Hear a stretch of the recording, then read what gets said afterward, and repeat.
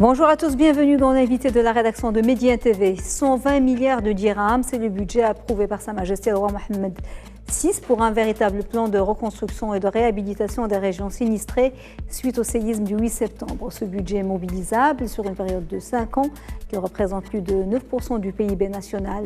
Aujourd'hui, avec notre invité, l'Arbi Zegdouni, agroéconomiste et ruraliste et ancien professeur à l'Institut agronomique et vétérinaire Hassan II, nous allons nous pencher sur les défis colossaux de ce grand chantier, sur les caractéristiques des régions touchées, principalement dans le monde rural et les zones montagneuses de l'Atlas. Comment transformer ce drame en une occasion pour revoir le plan de développement et d'aménagement de ces régions, leur modèle économique et la politique, comme on l'a dit, d'aménagement.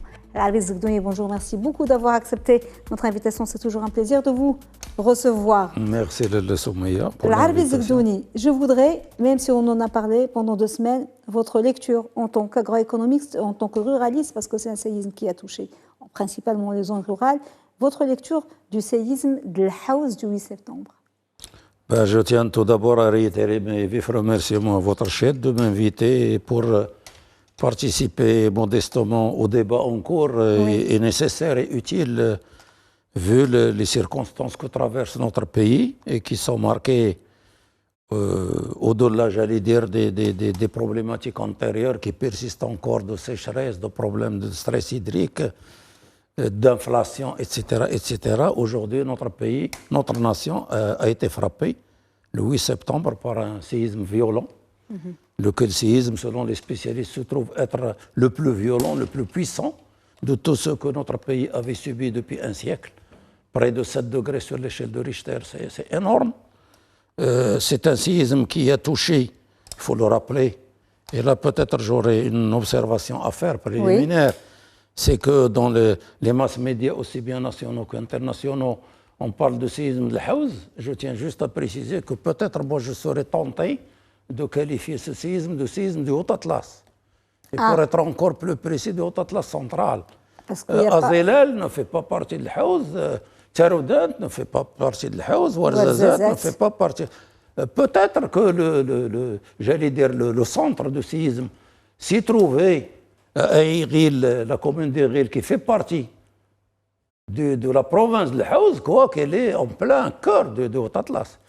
Donc, moi, je serais tenté de qualifier le séisme de séisme, non pas seulement de l'Haouz, mais plutôt du Haut-Atlas, parce que c'est important de le préciser de manière à ce que l'opinion publique nationale et internationale sache exactement où le séisme a frappé et qu'est-ce que ça a comme implication. Oui, justement, c'est ça le plus cette important. Appellation, ce lexique, le fait de dire El-Haouz, qu'est-ce qu'il a eu comme conséquence sur peut-être les premières aides d'urgence? Est-ce qu'il a eu des conséquences? Justement. Et avant d'aller pour répondre directement à votre question, permettez-moi d'abord de rappeler que ce séisme, il faut toujours contextualiser. Il ne faut pas transposer des situations ailleurs, à des localités ou à des milieux différents. Il faut rappeler à nos téléspectateurs, aussi bien au niveau national qu'international, que c'est un séisme violent qui a touché la partie la plus élevée en altitude de l'Afrique du Nord. C'est le Haut-Atlas. La chaîne du Haut-Atlas est la plus élevée, ce qui veut dire que c'est un séisme qui a frappé dans une zone de haute altitude, difficile d'accès, enclavée, mais qui se trouve être le berceau d'une population encore relativement dense comparativement à d'autres régions montagneuses du pourtour méditerranéen. Je veux dire par là, et souvent, on l'oublie, ou on fait semblant de l'oublier, ou on néglige, c'est que la montagne marocaine en général, et le Haut-Atlas en particulier, reste fortement peuplée. Oui, mais ça fait des années qu'on entend de programmes de désenclavement de ces régions montagneuses. Où est-ce qu'on en est aujourd'hui? On a découvert que beaucoup de douars n'ont pas été, même si les premières urgences, ce qui explique un peu le retard, même s'il y a eu beaucoup d'efforts et tout ça, mais s'il y a des sentiers difficilement accessibles, mais ça fait des années qu'on entend de désenclavement. Exact. Alors, juste pour compléter ma lecture du contexte.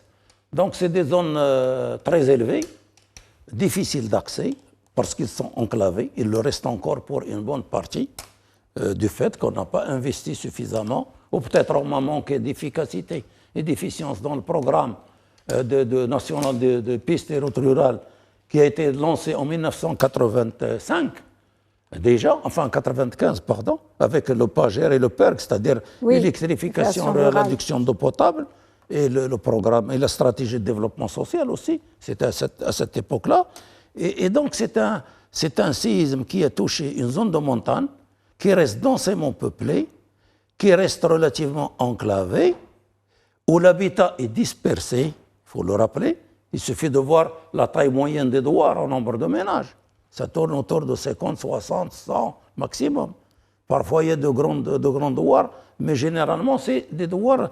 Et donc là, ce séisme nous interpelle, quelque part. C'est vrai que l'accès est difficile, c'est vrai que l'engouement était... Et là aussi, il faut souligner quelque chose qu'on ne peut pas ne pas souligner, ne pas, j'allais dire, nous incliner devant. C'est ce fort élan de solidarité nationale. Parce qu'il faut, encore faut-il le rappeler, le Maroc est riche par sa diversité, il est fort par sa solidarité. Sa culture de solidarité communautaire est quelque chose qui a été démontré, malheureusement dans ces circonstances douloureuses, aux faces du monde. Donc il faut rendre... vous avez posé la question, le fait d'avoir dénommé le séisme de l'Haouz ou de l'avoir labellisé. Qu'est-ce que moi, peut-être au risque de me tromper, les échos que j'ai eus et les observations que j'ai pu faire à travers des entretiens avec des amis, etc., sur le terrain, j'étais frappé par l'engouement, le caractère massif, c'est louable, des aides spontanées de toutes les régions du Maroc. Je ne parle pas de l'action des pouvoirs publics, je parle de l'élan instantané, volontariste, qui exprime une générosité extraordinaire de notre nation, dans sa diversité, et donc l'engouement vers le Haouz, parce qu'on parle de séisme de l'Haouz, il y a aussi l'attrait de la ville de Marrakech, qu'on le veuille ou non. C'est des critères objectifs qui font, et la facilité d'accès. Mais on a peut-être négligé, occulté les autres régions. Par exemple, Théroudant, parce que c'est beaucoup plus loin, ça n'offre pas la même attractivité que la ville de Marrakech. On a oublié Azilel, on a oublié Ouarzazate, Chichawa qui est à côté. Donc tout ça pour dire, il faut peut-être remettre les choses dans leur contexte. Pour moi, il faut parler beaucoup plus du séisme du Haut-Atlas central. Le séisme du Haut-Atlas. Du Haut-Atlas, comme ça, les auditeurs, ceux qui veulent aider, prennent conscience. L'Arabie Saoudite, avant de nous projeter dans l'avenir, on fait un point, un petit bilan. Où en est-on aujourd'hui, d'après vous, dans la gestion de la crise de cette catastrophe naturelle? À quelle étape? La gestion de cette crise est passée déjà par différentes étapes. La plus urgente et celle qui a été enclenchée pratiquement en temps réel, c'est d'abord l'apport de l'aide, de secours, d'assistance d'urgence en termes d'évacuation des blessés, d'évacuation des décédés, l'apport massif de la société civile et de toute la collectivité nationale de tentes pour permettre à ces populations sinistrées d'être relativement à l'abri, tant qu'il ne pleut pas, tant qu'il ne neige pas. Et nous sommes à l'approche, à la veille, j'allais dire, de l'hiver, on n'est pas loin, surtout en zone de montagne. Il y a l'apport massif de couverture, d'alimentation, etc. Et puis après, petit à petit, on a vu, évidemment, l'intervention rapide des forces armées royales, de toutes la protection civile, etc. On n'a pas besoin de revenir là-dessus. Ça a été suffisamment documenté, etc. Donc là, c'est un fait, c'est-à-dire parer au plus urgent. Alors, on a aussi beaucoup parlé des dégâts. D'après vous, comment vous évaluez les dégâts causés par ce séisme? Il y en a qui ont dit que ce n'est pas grand-chose parce que c'est une agriculture vivrière et que c'est des maisons pisées. À votre niveau, est-ce qu'il y a eu beaucoup de dégâts? Certainement, parce que les dégâts, il y a les dégâts humains. Les pertes en vie humaine. Irremplaçables, inestimables, ça n'a pas de prix. Inestimables, évidemment. Parmi les personnes décédées, certainement, il y a des personnes âgées qui sont parties ils étaient dépositaires d'un savoir-faire ancestral. Donc ça, c'est important. Certainement, il y a une frange de la jeunesse qui a été emportée par ce séisme. Donc, peut-être un certain déséquilibre la structure démographique de ces douars. Et ne perdons pas de vue que c'est vrai que c'est des zones qui s'adonnent à une agriculture, j'allais dire petite agriculture familiale de montagne. Mais attention, on a souvent tendance à dire c'est de la petite agriculture dérisoire, juste, non. C'est une agriculture qui fondamentalement, ça c'est important de le dire, il produit fondamentalement pour le marché national, Beda. Souk dakhili. Fondamentalement. Là, on parle de tout le haut Atlas. À quelques produits, savran, peut-être. Mais attention, l'essentiel de la production de ces zones de montagne, même si on peut considérer que c'est une production, contribution, j'allais dire modeste, mais il a son importance. Pourquoi? Il contribue à l'autosuffisance alimentaire des familles paysannes qui vivent dans ces montagnes. Mais une bonne partie de la production sert à approvisionner le marché. Les viandes, par exemple, ils font de l'élevage de petits ruminants, c'est-à-dire les ovins et les caprins. Ils ne consomment pas tous les caprins et les ovins qu'ils produisent. Donc ils transforment certains produits et les produits des pâturages et des parcours en viandes qui sont destinées à alimenter. C'est aussi une agriculture où, j'allais dire même, c'est des zones rurales, c'est des sociétés rurales qui ne subsistent, qui ne survivent que grâce, ou je ne sais pas si c'est correct de dire grâce, qu'au prix de deux choses. La première, c'est qu'ils comptent toujours, et heureusement pour notre pays, sur la solidarité avec leurs enfants qui descendent dans les villes ou partent ailleurs, donc les transferts. Parce que la production locale ne peut pas suffire à couvrir. Deuxième chose qui permet à ces sociétés de survivre, c'est qu'ils sont sous-payés pour les produits nobles qu'ils produisent et de qualité. Ils sont sous-payés. S'ils étaient payés, ils sont sous-payés, c'est les intermédiaires. S'ils étaient justement rémunérés pour leur production, on ne trouverait pas les produits alimentaires de base, les viandes, etc., à ce prix-là. Ça veut dire, et là aussi, on a tendance à dire que ce sont des populations d'assistés. Je me pose la question, qui assiste qui? Je me demande si ce n'est pas ces populations perchées sur nos zones de montagne qui apportent assistance à ceux qui... Et d'ailleurs, ça me rappelle une question centrale, une des questions qui m'intrigue personnellement, je ne suis pas le seul. Je ne comprends pas à ce jour comment se fait-il que notre pays ne capitalise pas sur toutes les réflexions et les études et les analyses que nos compétences mènent depuis des décennies. Moi, je me souviens de 1994. On avait élaboré une première esquisse de stratégie de développement rural sous l'impulsion de Feu Simzian Belfqi, à la demande de Feu Sa Majesté Hassan II. À l'époque aussi, Hassan, c'est سميتو اللي كان l'OCP بكري كان رئيس الحكومة premier ministre à l'époque سي كريم العمراني الله يرحمه. هادو قال تغمدهم الله برحمته. On a élaboré une réflexion et on parlait déjà à l'époque de zones de protection et de zones de production. Mais est-ce qu'elle a été mise en œuvre? Non, les zones de production à l'aval, les grands périmètres irrigués, à commencer par Tchad, ils sont à l'aval des hautes montagnes qui produisent de l'eau. Vous parlez d'irrigation parce qu'on parle des dégâts. On a parlé du cheptel, on a parlé des terres. Ah non, les canaux d'irrigation, il y a un problème. Les dégâts, vous n'avez pas juste titre.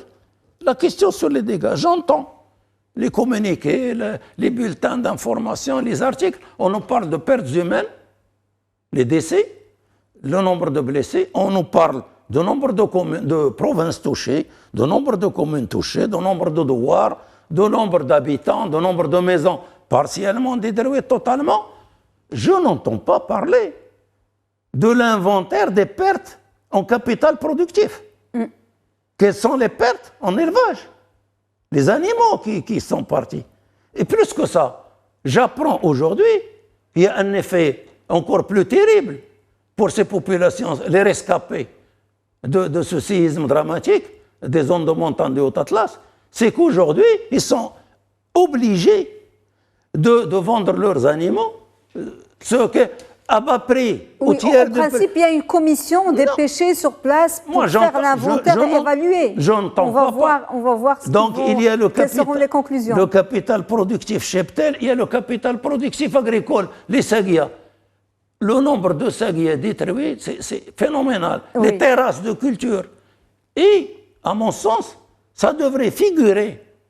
Et peut-être on va revenir là-dessus, parmi les actions prioritaires. Alors, je n'entends pas parler de département en charge de développement agricole et rural. Il nous reste 5 minutes et on va les axer sur ce point très important, celui de l'avenir.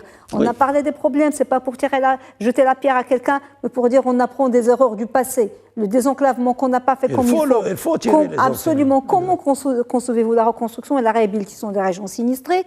Il y a tout un débat à ce sujet.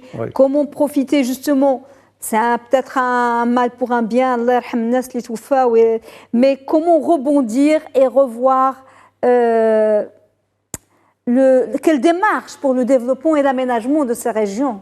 À mon avis, en tous les cas, c'est un avis personnel qui n'engage que moi. Je pense que le débat ne doit pas être posé en termes quantitatifs, c'est-à-dire en termes de nombre de milliards, etc. Parce que ça dépend de ce qu'on en fait. C'est-à-dire en termes d'allocation, d'utilisation et d'efficience et d'efficacité. On peut très bien faire de belles choses avec moins de moyens. C'est ce qu'on appelle l'efficience. Le mieux avec le moins. Et donc, pas de précipitation. Absolument, absolument. Moi, ce qui m'inquiète, et tout à l'heure je voulais en parler, comment se fait-il que notre pays ne prend pas acte des enseignements que d'autres analyses antérieures, déjà des années 90, on avait réfléchi à ça, on avait parlé de zones de protection, c'est les zones à l'amont, des zones de plaine qui sont des zones de production. Zones de protection, qu'est-ce qu'on entendait déjà? Le ministère de l'Agriculture à l'époque, dans cet exercice de réflexion. Les zones de protection, c'est les zones de montagne, les zones oisiennes et les zones pastorales, qui longent tout l'est et le sud-est du Maroc. Et donc les zones pastorales ou les zones oisiennes, ils protègent le pays et les zones de plaine contre l'ensablement, contre la désertification. Les zones de montagne, grâce à l'effort de ces populations paysannes depuis des siècles, à façonner les paysages par leur propre sueur. Pas les actions de l'État sont beaucoup plus récentes, la petite et moyenne hydraulique, ils datent de plusieurs siècles. C'est l'effort de la paysannerie marocaine qui a, j'allais dire, ciselé ces paysages. C'est ciselé. Est-ce qu'il y en a qui disent, mais pourquoi ces gens habitent dans ces montagnes au perché alors que c'est très difficile de vivre là-bas? Pourquoi ils ne descendent pas dans les plaines? Parce qu'il y a un attachement. Voilà. Un attachement viscéral. Et c'est des gens qu'on ne peut pas déplacer. Justement, ça rejoint là votre question sur quel aménagement, etc. Quel aménagement de grâce, attention aux approches simplistes et monolithiques, c'est-à-dire on procède de la même manière partout.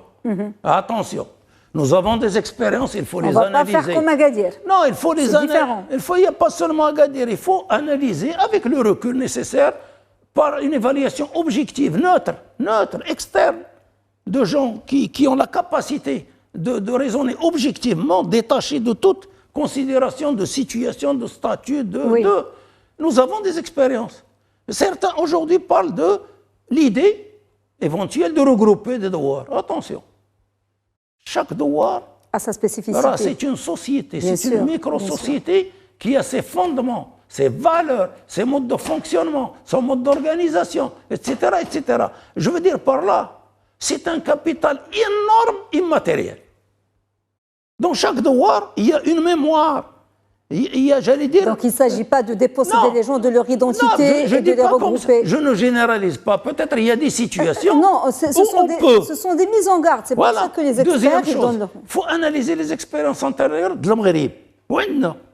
Je rappelle pour ceux qui ne le savent pas ou là, qui l'ont oublié ou là, qui n'ont pas cette mémoire. Le grand périmètre d'irrigation d'El de Kouela. À l'époque de l'aménagement du périmètre, les aménagistes avaient prévu la mise en place de ce qu'on appelait les URF.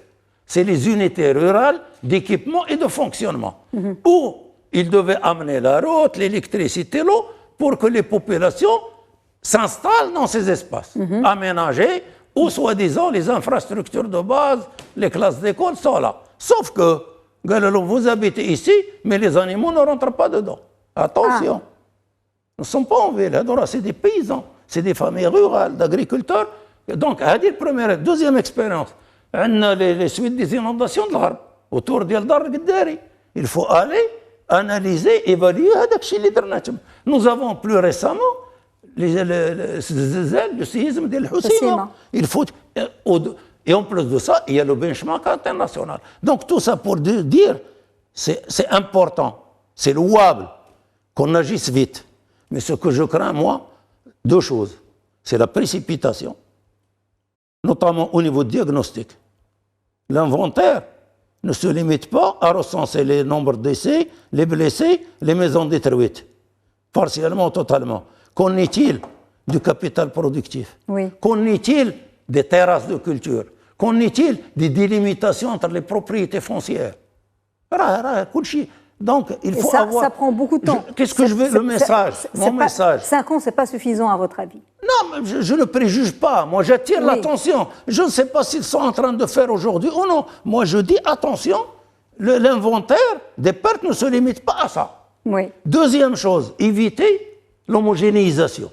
Dernière chose pour dire que si les choses sont bien faites et que si le budget alloué est bien utilisé à bon escient, ça peut même créer de la croissance et nous faire gagner des points. Brièvement. À une condition. Je dis ça en deux mots. À condition que les fonds que les pouvoirs publics et la collectivité nationale vont mobiliser soient injectés dans l'économie locale. Si jamais on s'amuse à faire appel à des intervenants extérieurs, à des matériaux extérieurs, et on ne va rien laisser sur place, on n'aura pas apporté une valeur ajoutée à ces populations sinistrées. Autrement dit, il faut injecter les ressources sur les lieux.